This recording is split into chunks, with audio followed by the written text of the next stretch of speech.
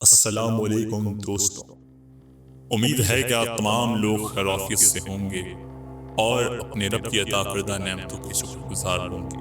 دوستوں، جیسا کہ ہم اپنی پچھلی تمام تر کہانیوں میں، تمام تر واقعات میں اور تمام تر حادثات جو آپ کے ساتھ شیئر کر رہے ہیں، ان میں ان مخلوقات کا ذکر کر رہے ہیں جو ہماری کرۂ ارض پر اپنا وجود رکھتی ہیں اور مختلف شکل میں اپنی موجودگی کا احساس دلاتی ہیں۔ دوستو، آج کی کہانی بہت ہی عجیب ہے۔ جب ہم نے یہ کہانی سنی تو اس نے ہمیں بھی حیران کیا۔ یہ کہانی ہمارے بہت ہی عزیز اور قریبی دوست نے مشیر و فیروز سے شیئر کی ہے، تو آئیں اس کہانی کا آغاز کرتے ہیں۔ 18 سالہ لڑکا اپنی پڑھائی سے فارغ ہو چکا تھا اور ان دنوں گھر کے قریب بنی اپنے ابا کی دکان سنبھالنے لگا تھا۔ اس کے ابا ایک کارپینٹر تھے۔ جب بھی کوئی ٹھیکہ ملتا، کاریگروں کو لگا دیتے اور ان سے کام کروا لیتے۔ اللہ کا کرم تھا کہ انہیں کام کی کمی کبھی نہیں ہوتی۔ ہر وقت ان کے پاس کام چل رہا ہوتا تھا۔ ایک تو وہ اس علاقے کے بہت پرانے رہائشی تھے اور یہ دکان ان کے بھی والد صاحب یعنی لڑکے کے دادا کے زمانے سے چلی آ رہی تھی۔ پرانے لوگ تھے، اسی لیے سب ایک دوسرے کو جانتے تھے علاقے میں۔ جسے بھی کام کرانا ہوتا وہ ان کی دکان پر آتا۔ ان کی دکان کی ایک خاص بات یہ بھی تھی کہ وہ علاقے کے غریب لوگوں کی بیٹیوں کی شادی کا فرنیچر بنا کر دیتے اور پیسے قسطوں میں لے لیتے۔ بلکہ کچھ لوگ تو ماہوار ان کے پاس کچھ نہ کچھ معمولی رقم اس نیت سے جمع کرواتے تھے کہ 2 سال بعد یا 4 سال بعد جب شادی کرنے کھڑے ہوں گے تو فرنیچر کے خرچے کی طرف سے سہولت ہو جائے۔ وہ بہت امین اور امانت دار شخص تھے، جو جتنے پیسے دیتا اسے منع نہ کرتے، لے لیتے، بلکہ ایک ایک پیسے کا حساب رکھتے۔ ان کی اپنی کوئی بیٹی نہ تھی، لیکن بیٹی والوں کے لیے ان کے دل میں بڑا احساس تھا۔ یہ بات تھی کہ آج تک کسی بھی لین دین میں انہیں کبھی نقصان نہ ہوا۔ لڑکے کو پڑھنے کا شوق تھا تو انہوں نے اسے پڑھایا بھی، اسے کام کی طرف نہ ڈالا۔ جب وہ پڑھائی سے فارغ ہوا تو دکان پر آ کر بیٹھنے لگا۔ اسے اپنے ابا کے ان معاملات کا کوئی علم نہ تھا۔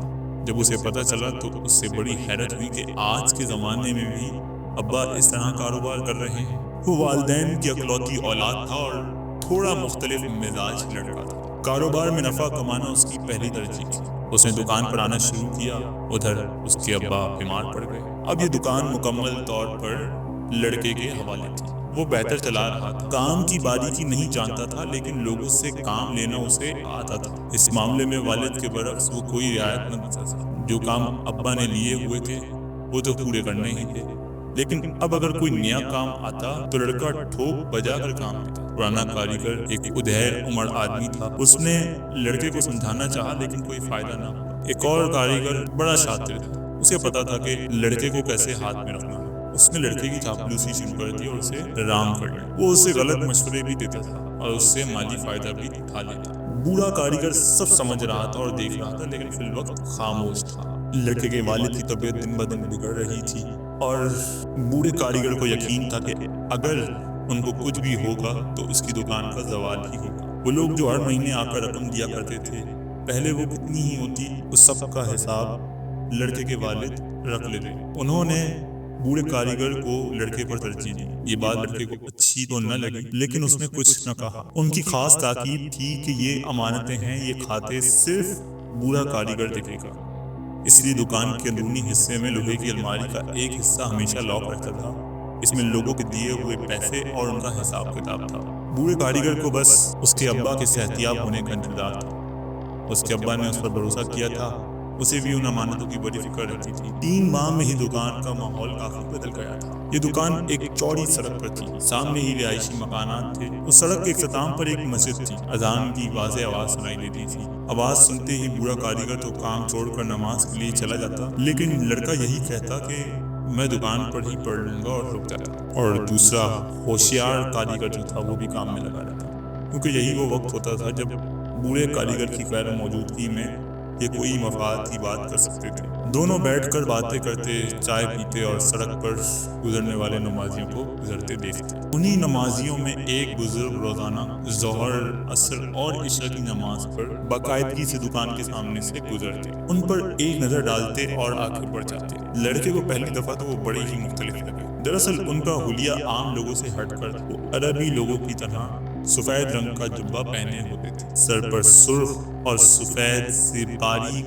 چیک کے پرنٹ کا رومال عربیوں کی طرح شان سے جما کر پہنا ہوتا تھا۔ ہاتھ میں لکڑی کی ایک لاٹھی جسے ٹیک کر وہ چلتے تھے۔ سفید داڑھی، شخصیت جتنی نورانی تھی اتنی ہی مختلف۔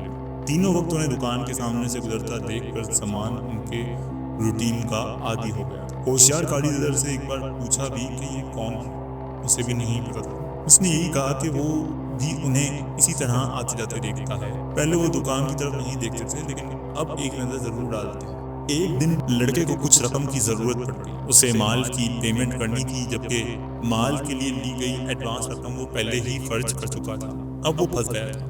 بقایا رقم 4 دن میں مل جاتی، لیکن ابھی جو مال دے رہا تھا وہ تقاضا کر رہا تھا۔ اس نے فی الوقت تو اسے یہ کہہ کر بھیج دیا کل پیسے لینے آنا۔ مسئلہ یہ تھا کہ دیتا کہاں سے۔ چالاک کاریگر نے مشورہ دیا کہ بوڑھے کاریگر سے وہ رقم لے جو اس کے پاس الماری میں رکھی ہے، 4 دن بعد اسے لوٹا دیں گے۔ لڑکے کو یہ بات اچھی لگی۔ بوڑھا کاریگر کسی کام سے گیا ہوا تھا، جب وہ لوٹا تو لڑکا الماری کے پاس کھڑا تھا اور اس نے پیسے مانگے، لیکن بوڑھے کاریگر نے صاف جواب دے دیا۔ اس کا کہنا تھا کہ چابی اس کے والد نے اسے دی ہے اور وہ صرف انہی کو دے گا۔ لڑکے کو اس سے اس صاف جواب کی توقع نہ تھی، اسے بہت برا لگا، لیکن وہ بوڑھے کاریگر کو کچھ کہہ نہ سکتا تھا۔ عصر کی اذان ہوئی تو معمول کے مطابق وہ بوڑھا کاریگر نماز پڑھنے چلا گیا۔ اس کے جاتے ہی چالاک کاریگر نے لڑکے سے کہا کہ میرے پاس ایک جگاڑ ہے، آپ فکر ہی نہ کریں، میرا دوست ہے، وہ ہر طرح کا تالا کھول دیتا ہے، میں رات کو اسے لے آؤں گا، ہم رقم نکال لیں گے، کچھ پیسے اسے بھی دے دیں گے۔ لڑکا سوچ میں پڑ گیا۔ عین اسی وقت اس کی نظر باہر پڑی۔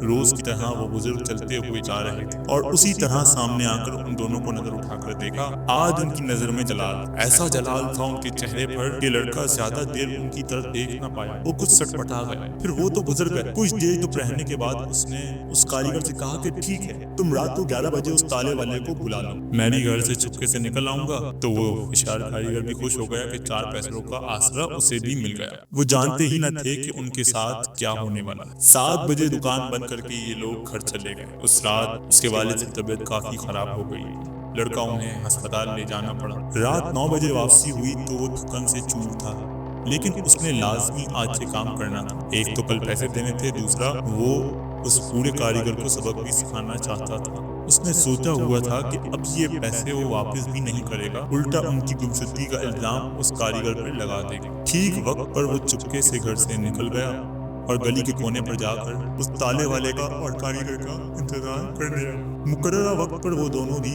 وہاں پہنچ گئے۔ تینوں باتیں کرتے پیدل دکان کی طرف چل پڑے۔ 4 گلی چھوڑ کر تو دکان تھی، رات کا وقت تھا، گلیاں سنسان تھی، اکا دکا ہی کوئی گزر رہا تھا۔ وہ دکان پر پہنچ گئے، اطراف میں کوئی نہ تھا، تو کاریگر نے جلدی سے تالا کھولا اور تینوں اندر داخل ہو گئے۔ دروازہ بند کر دیا، دکان کی لائٹ انہوں نے جلائی۔ یہ اندرونی حصے کی طرف چلے گئے اور وہاں کی لائٹ بھی جلا دی۔ بند ہونے کی وجہ سے دکان میں حبس ہو رہا تھا۔ تالے والے نے مہارت سے اپنی جیب سے مختلف ڈیزائن والی چابیوں کا گچھا نکالا اور اس میں لگانے لگا۔ تیسری کوشش میں تالا کھل گیا۔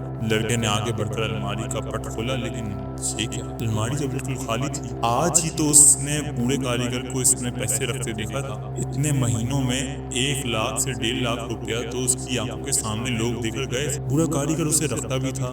وہاں ایک رجسٹر تھا، اس میں اندراج بھی کرتا تھا۔ یہ کیسے ہو سکتا تھا کہ الماری بالکل خالی ہوتی؟ لڑکا اور کاریگر ایک دوسرے کی شکل دیکھنے لگے۔ اس کا مطلب وہ بوڑھا کاریگر سارے پیسے وہاں سے نکال کر لے گیا۔ ان دونوں کے دماغ میں یہی بات گردش کر رہی تھی۔ تالے والے کو تو کچھ پیسے دے کر وہاں سے بھیج دیا، اب دونوں معاملے پر غور کرنے لگے۔ کھلی ہوئی خالی الماری انہیں جیسے منہ چڑھا رہی۔ سوال یہ تھا کہ اب کیا جائے؟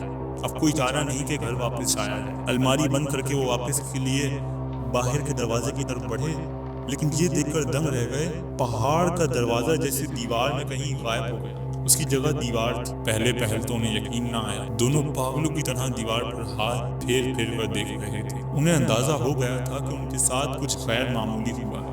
انہوں نے آواز لگانا اور دیوار کو پیٹنا شروع کر دیا۔ باہر نکلنے کا راستہ بند ہو گیا تھا۔ 2 گھنٹے تک وہ ادھر سے ادھر بھاگتے رہے۔ جب تھک ہار کر بیٹھے تو پھر ان کی آنکھوں نے ایک ایسا منظر دیکھا جس پر انہیں یقین نہ آیا۔ وہی بزرگ جو روز دکان کے سامنے سے گزرتے تھے، اچانک دکان کے بیچ میں نمودار ہو گئے۔ ان کے چہرے پر کھجلاہٹ کا جلال تھا۔ زبان زمین پر بیٹھ گیا، اس کے ہاتھ کانپ رہے تھے، کاریگر کی زبان لڑکھڑا رہی تھی۔ بزرگ نے سخت نگاہوں سے لڑکے کو دیکھا اور آہستہ سے بولا، اللہ کی دی ہوئی امانت صرف امانت دار کے ہاتھ میں ہی رہنی چاہیے۔ تم نے خیانت کی نیت کی، اب فیصلہ اوپر والے کے ہاتھ میں ہے۔ اتنا کہہ کر انہوں نے لاٹھی زمین پر ماری اور دکان میں زلزلہ سا گیا۔ دونوں کی آنکھیں بند ہو گئی، ایک چیخ سی سنائی دی اور جب آنکھیں کھلی تو بزرگ جا چکے تھے۔ الماری بند تھی، دکان ویسی ہی تھی جیسے کچھ ہوا ہی نہ ہو، لیکن لڑکا بولنے کی سخت کھو چکا تھا، وہ اکلانے لگا۔ کاریگر کا چہرہ بھی زرد پڑ گیا تھا۔ لڑکے نے پہلی بار سجدے میں سر رکھا اور روتے ہوئے کہا، یا اللہ میں نے غلطی کی، معاف کر دے۔ لڑکے نے دل سے توبہ کی۔ وہ کاریگر بھی گڑگڑاتا ہوا زمین پر گر گیا۔ صبح کے 5 بج رہے تھے۔ لڑکا اپنے گھر میں فجر کی نماز کے لیے وضو کر رہا تھا کہ اس کے گھر کا دروازہ زور سے بجا۔ وہ پریشان ہو کر باہر نکلا تو دروازے پر اس کے ابا کھڑے۔ وہ انہیں دیکھ کر حیران ہو گئے۔ آپ یہاں؟ آپ کی طبیعت ٹھیک ہے؟ ہاں میری طبیعت ٹھیک ہے، میں نماز کے لیے مسجد جا رہا تھا، سوچا تمہیں بھی ساتھ لے چلوں۔ کہ والد آج کئی مہینوں بعد اس طرح بوڑھے کاریگر کے دروازے پر کھڑے تھے۔ جب وہ صحت یاب تھے تو اسی طرح فجر کے وقت بوڑھے کاریگر کو نماز کے لیے لینے آیا کرتے تھے۔ وہ اور کاریگر ساتھ فجر کی نماز پڑھنے جایا کرتے۔ یہ ان کا معمول تھا کیونکہ بوڑھے کاریگر کا گھر راستے میں ہی تو پڑتا تھا۔ راستے میں وہ باتیں کرتے جاتے۔ اس وقت دونوں ہی ایک دوسرے سے اپنے دل کی بات کر لیتے، دل ہلکا ہو جاتا۔ اس وقت ان کا رشتہ مالک اور ملازم کا نہ ہوتا، وہ دوست بن جاتا۔ اس باپ کو اپنے بیٹے کی فکر ستا رہی تھی۔ وہ یہی کہتے تھے کہ اس کی تربیت میں مجھ سے کچھ کمی رہ گئی۔ بوڑھا کاریگر انہیں تسلی دیتا۔ بوڑھے کاریگر کو تو آج حیرت ہو رہی تھی، اتنی طویل بیماری کے بعد اس کے ابا کو اس طرح نہیں آنا چاہیے تھا، لیکن ساتھ خوشی بھی تھی۔ اس نے یہ کہہ بھی دیا کہ آپ کو اس طرح نہیں آنا چاہیے تھا، مجھے بلا لیا ہوتا، لیکن اس نے کوئی جواب نہ دیا بلکہ خاموشی سے ساتھ چلتے رہے۔ مسجد قریب آنے سے پہلے بس ایک جملہ کہا کہ یار امانتوں کی حفاظت کرنا، اور پھر دونوں مسجد میں داخل ہو گئے۔ جماعت کھڑی ہو چکی تھی۔ بوڑھے کاریگر نے نماز پڑھی۔ نماز کے بعد وہ دعا کرتے فارغ ہوا ہی تھا کہ ایک اعلان نے اسے جھنجھوڑ دیا۔ یہ اعلان اس کے مالک کے انتقال کا تھا۔ ان کی نماز جنازہ ظہر میں رکھی گئی تھی۔ بوڑھا کاریگر حواس فاختہ ہو گیا، پھٹی پھٹی آنکھوں سے ادھر ادھر دیکھ رہا تھا، لیکن اس کا مالک کہیں نہ تھا۔ اسے کچھ سمجھ نہ آیا تو بھاگ کر اعلان کرنے والے کو دھکا دے دیا۔ وہ چیخ چیخ کر کہہ رہا تھا کہ یار میرے مالک زندہ ہیں، میرے ساتھ ہی تو آئے تھے۔ لوگ دکھ سے اسے دیکھ رہے تھے، سب ان کے تعلق سے واقف تھے۔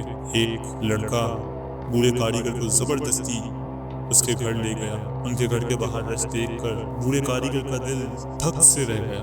گھر پہنچے تو اس کے مالک کا جنازہ رکھا تھا اور لڑکا ان کے سرانے ہوش سے بیگانہ بیٹھا تھا۔ بوڑھے کاریگر کو دیکھ کر وہ اس سے لپٹ گیا، آخری سفر کی طرف چل دیا۔ ان کے جنازے میں غیر معمولی طور پر بہت لوگ تھے۔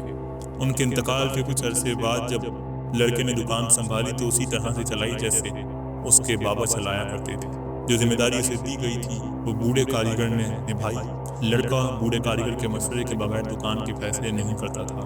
وہ چلاک کاریگر بھی سدھر گیا تھا۔ لڑکا اس رات کو نہیں بھول سکتا تھا۔ اس رات کے بعد تو اس کے ابا اس سے چھن گئے۔ جب اس نے سچے دل سے توبہ کی، دکان کا دروازہ آنکھوں کے سامنے آ گیا۔ بوڑھے کاریگر نے لڑکے کو بھی ساری امانتیں دکھا دی اور سمجھا دی تھی۔ نہ وہ الماری خالی تھی، نہ کسی کی امانت ادھر سے ادھر ہوئی تھی۔ آج بھی ان کی دکان موجود ہے، لیکن لڑکے کو وہ بزرگ دوبارہ اس رات کے بعد نہیں دکھے۔ وہ کون تھے یہ تو اللہ ہی جانتا ہے۔ میں یہ سمجھتا ہوں کہ نیکی ایک ایسا پودا ہے جب وہ تناور درخت بن جاتا ہے تو اس کی حفاظت اور اس کے راستے قدرت خود بناتی ہے۔ اس دنیا میں کچھ کام ہم کرتے ہیں اور کچھ کام ہم سے لیے جاتے ہیں۔ دوستو یہ کہانی تھوڑی مختلف تھی، اس میں کچھ پر اسرار بھی تھا، لیکن ہم اسے اس مخلوق سے تشبیہ دے سکتے ہیں یا نہیں یہ میں نہیں جانتا اور نہ میری سمجھ میں آیا، کیونکہ یہ کچھ الگ اور انوکھے قسم کی کہانی تھی۔ آپ کو یہ کہانی کیسی لگی اور آپ کا خیال ہے تمام تر باتوں کے بارے میں؟ اپنی رائے، اپنے تبصروں کا اظہار کمنٹ سیکشن میں ضرور کیجیے گا۔ اپنی آرا سے ہمیں ضرور آگاہ کیجیے گا۔ ملتے ہیں اگلی ویڈیو میں، تب تک کے لیے اپنا خیال رکھیں اور ہمارے چینل کو سبسکرائب کریں۔ اور آپ کے پاس بھی ایسی کوئی بھی کہانی، واقعات یا سانحات حادثات ہوں تو ہمارے ساتھ ضرور شیئر کیجیے گا۔ بہت شکریہ۔